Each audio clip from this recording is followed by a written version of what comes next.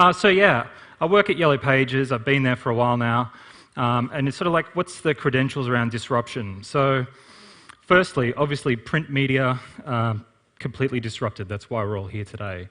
But if you think about the Yellow Pages, we also operate our product in media across nearly every single industry in the country.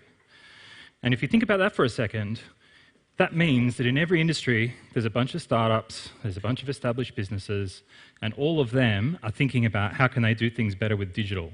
So not only are we getting disrupted by print changing to digital, but we have so many players. And so I want to talk a little bit about some of the things we're doing inside Sensis to help us reinvent.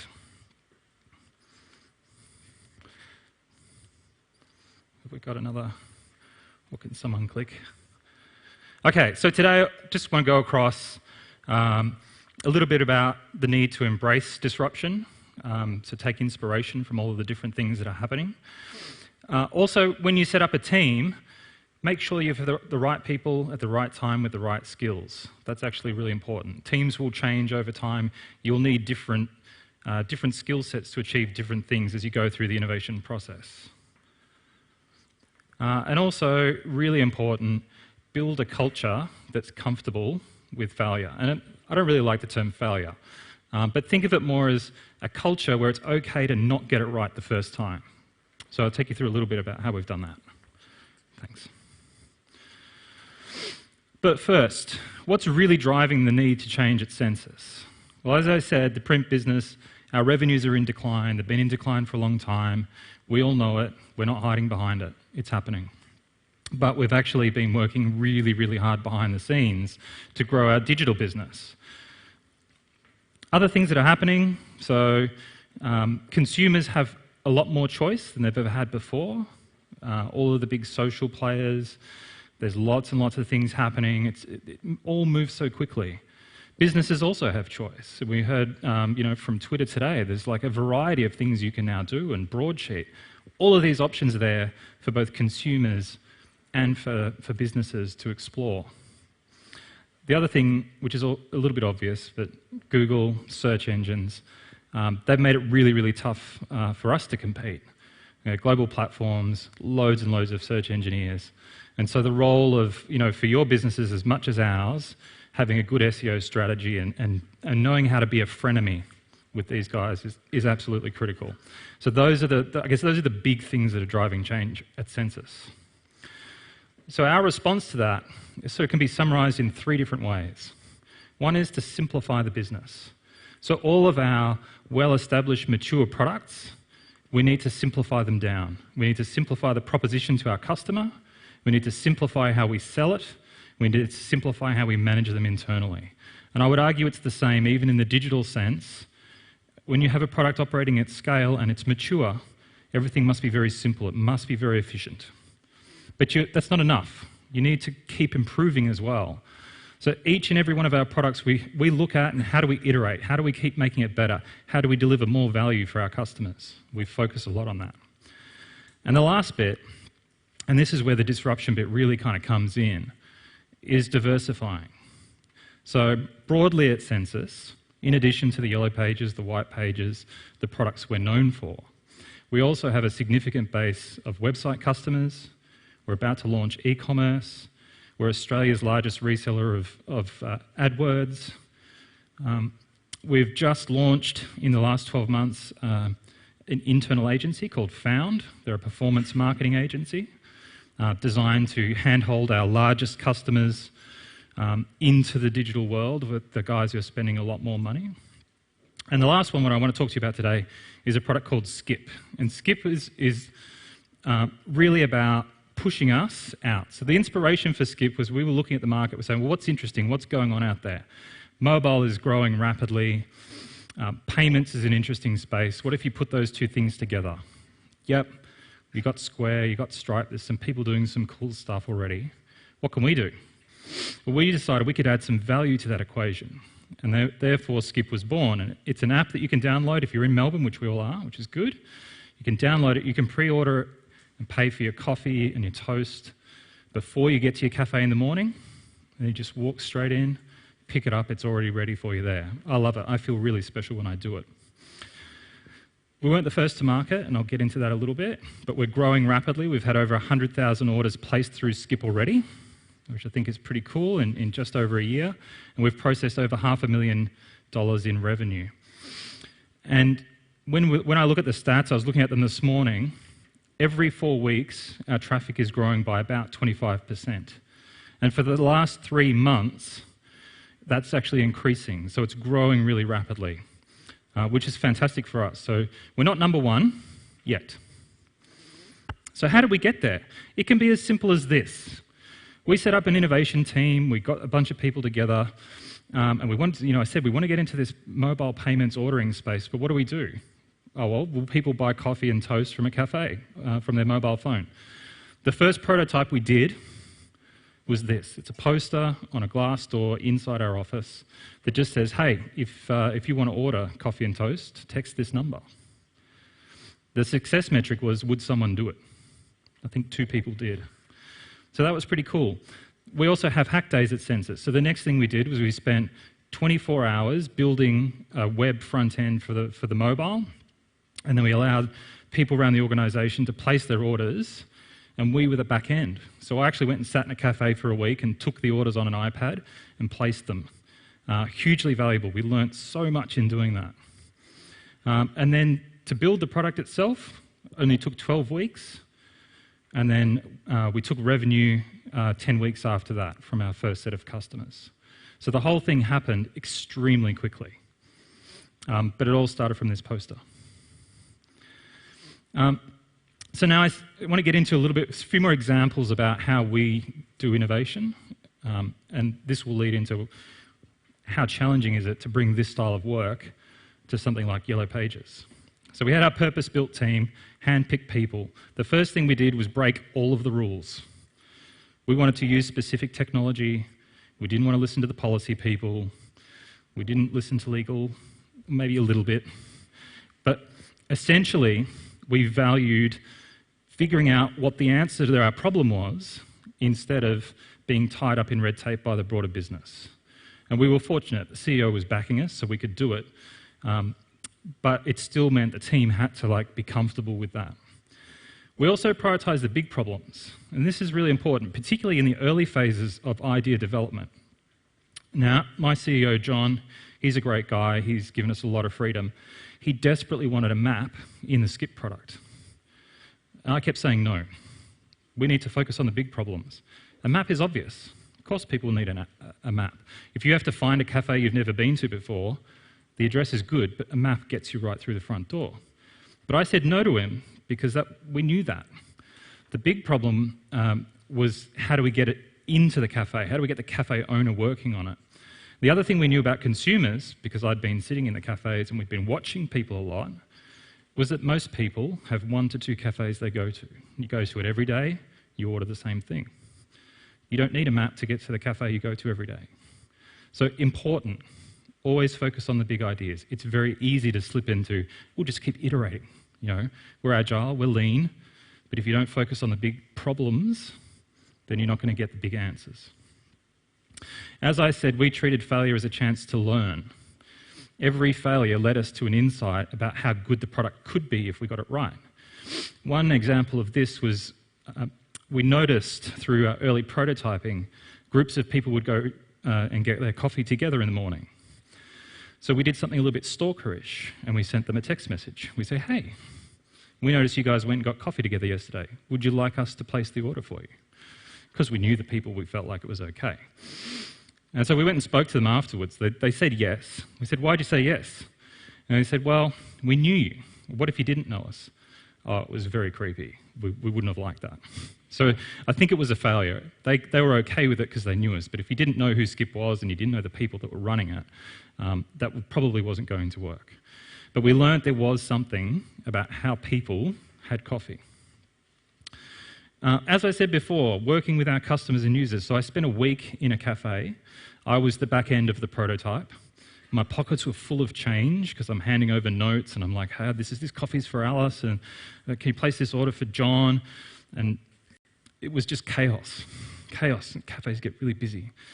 But it was a good experience. So on day one, when I saw new users coming in for the first time, they'd like come at you, walk in, and like, okay, where do I go? Do I get in the line at the register? Because I've already ordered. Walk over here, maybe. The barista would finally go, oh, Evan, yeah, your coffee is here. Sweet. Grab it, out the door. Then the second day when they came back, bang, straight to the barista. Is that my coffee? Got it, out the door. Look at the 7 people standing in the line. Yeah, self-satisfaction written all over them. So we learnt we didn't really need to invest too much time in, big point-of-sale posters and all kinds of stuff, just a little card, brief the barista on what they need to do, and once people get the hang of it, they learn really, really quickly.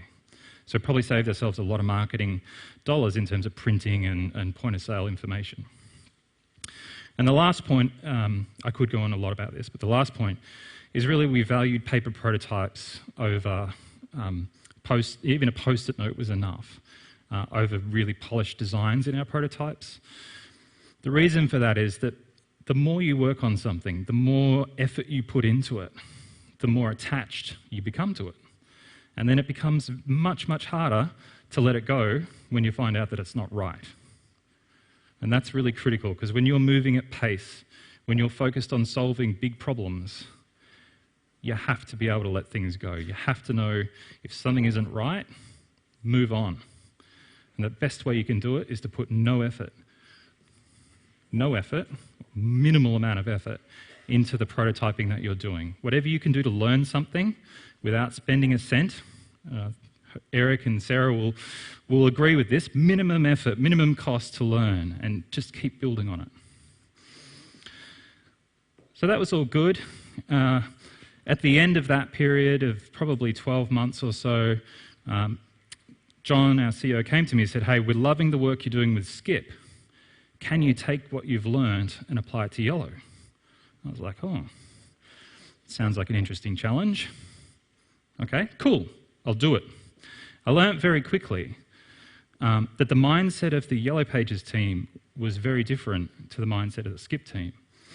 And I had some real challenges, particularly early on, figuring out how I could help the team move faster. So some of the things. Firstly, my advice would be start small. Just get the smallest thing you can work on. De-risk whatever your project is as much as possible. If I had gone in and tried to reinvent the Yellow Pages from the ground up, change its proposition on day one, the team would have freaked out. So what we did is we just picked off a small part. Now, we all know about content marketing. We were thinking about doing some content marketing. But before we built a new content management system and integrated it into the site, what was the quickest and easiest thing we could do? We already had a couple of thousand articles lying around. And we were like, oh, not many people are reading them. What if we push it a bit harder? What if we put them into the real world? What happens? So we did that. So we just took the things, they were already built, but they were ugly. It was like 2005 SEO type content. Horrendous. But it didn't stop us checking to see, would people click on this content out on the web? Would they read it? And we found that they would, and that they spent time on it. And that was the validation for us. We started with something small, and then we went ahead and built out our new content management system, knowing that people would engage with our content, even when it was in its poorest form that it could possibly be. And we knew that by building something new and impressive, it could only get better. The other bit I want to talk about is also this embracing failure. So it's really easy to say, hey, fail fast, fail cheap. Do it. When you hit the team are like, yeah, okay, Ev, let's go. But actually, it doesn't work that way. People have to feel really safe. You have to make it okay. Because the mindset of my team was, when I came in, was very much, I've got my goals, got my objectives, doing my job, got my budget, just got to get it done. We're all got to get it done. We all have this. And I was saying, stop what you're doing, go and do something over here, and if it doesn't work, I'm okay with it. But that was still hard. So you have to lead by example. You have to get in there. Funny story, I had one staff member, I said, let's do an EDM. We have all of these logged in users who like to leave reviews on Yellow Pages or endorse businesses. I said to them, let's just test. For all the people that log in and never leave a review, let's send them an EDM and ask them to. Just pick a few hundred of them and go, yeah, let's do it. So I thought that, okay, that's going to happen. Check back in a couple of weeks. How'd it go? Oh, we haven't done it. You haven't done it. Why? Well, I need to understand the whole strategy. No, we don't know what the strategy is yet. We're going to do a bunch of experiments and we're going to build the strategy out. So, all right, cool, got it. Come back 2 weeks later. How's it going? Well, I've signed up to MailChimp. I've got a list. Have you written the email yet? Well, no, I'm still thinking about it. So we're a month in. What I thought, on Skip, we would have gone, oh, let's do an EDM. Bang, written during the day, sent that afternoon. It's taken me a month. I still haven't got it. Eventually, 6 weeks later, we did it. We sent it. I was like, hallelujah. And it was great because what we found out, that it was a really effective way of getting consumers back to our site, leaving a review, and conducting other searches for businesses. And it created a connection with them. So it was fantastic. We had really, really low opt-out rates and really high conversion rates on people opening the email. So it was a very worthwhile experience. And from that, we started to build the strategy out. But it just took 6 weeks of pushing, showing, leading the way, making it okay for it to fail. Because her concern was, well, if I send it to 500 people, say, and they never come back to Yellow Pages ever again, then I've lost them. I said, but if you don't send it, you'll never know whether it'll work or not. Another one is about challenge the idea of what's possible. Some of the realms of which you already work in is, you kind of get a little bit blinkered to it.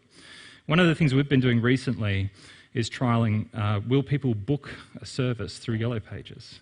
So we did something really, really cheap and fast. I was excited. Let's do bookings. We put a booking button on the site. We put an email form behind it. Really simple. Just emails the business, emails us. We can see, will people click on the button? Will they fill out the form?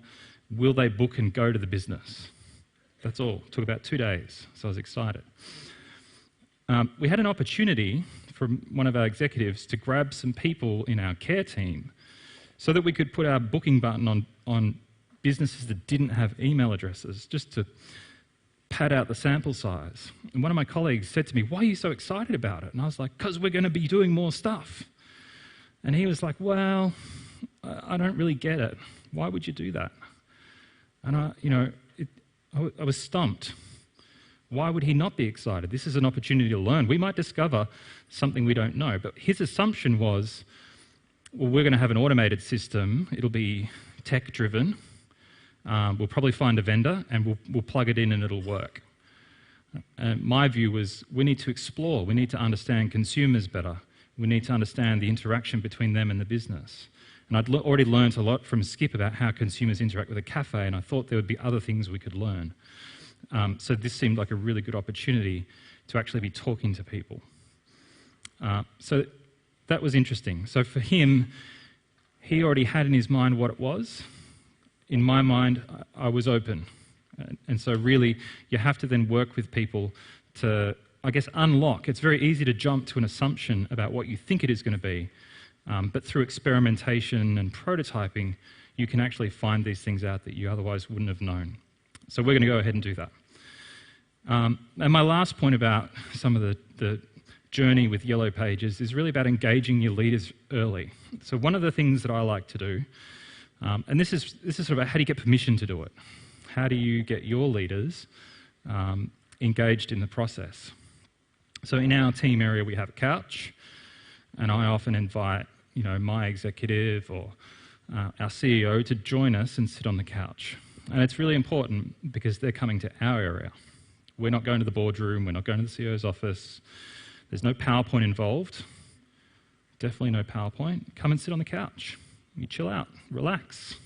It's like novel for executives to go somewhere and sit on a couch. But it's good because they become creative, sitting back, not leaning forward, all that kind of stuff. And then we get big boards, and you could big portable boards, or you could use whiteboards, and we pin our experiments up. We have a few call-outs, conversion rates on this, or insight from that person, and we tell a story. Here are all of the things we've done. A lot of the time, it's things that we've done we haven't told them about. They're just things we've found a way to do on the side. We take them through the story. We tell them what we think the insights are telling us, and then we tell them, this is what we're going to do next. What do you think? So we're not really asking for approval. We're not asking for hundreds of thousands of dollars. It's just, what should we do in the next iteration? And for our leaders, it's an opportunity to really engage with the product development process, or whatever the activity, whether it's a marketing plan and some channel work we're doing. And it gives them the opportunity to see what works and what doesn't work.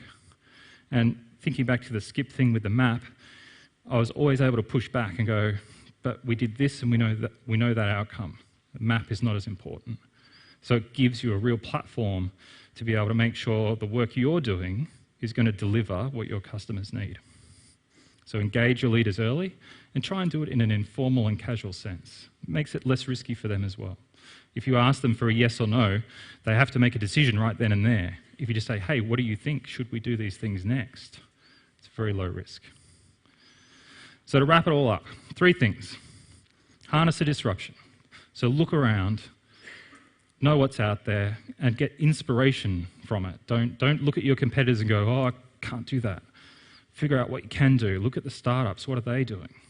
Figure it out. Be inspired. Get involved.